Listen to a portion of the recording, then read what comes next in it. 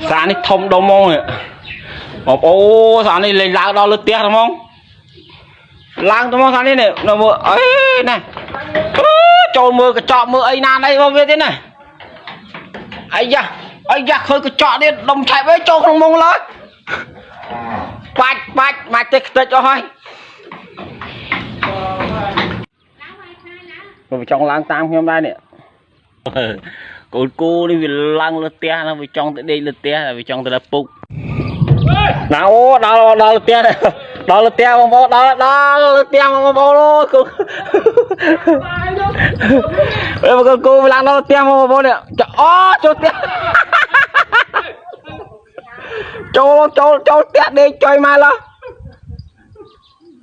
Mưa này mưa đá cơ mau mà lại còn đó lượt tia.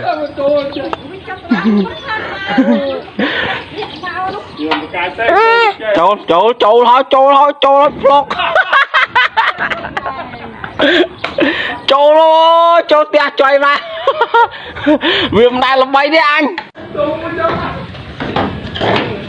Là lúc lấy bình tia đúng không? Trâu nó tốt tiết không? Tốt đế tiết.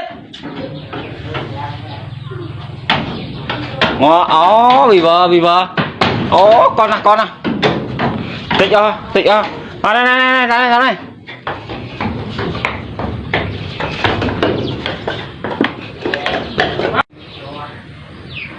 Bắt phía một bắt.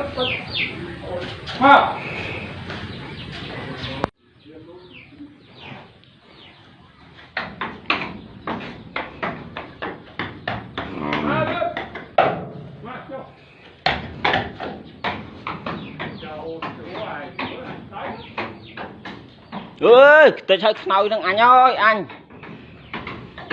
Bắt phía nè.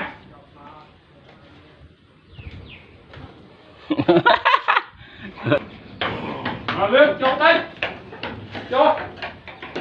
Chọc đây. Bật. Chọc vào. Lên. Chọc vào. Nào mới trâu với ai da mùi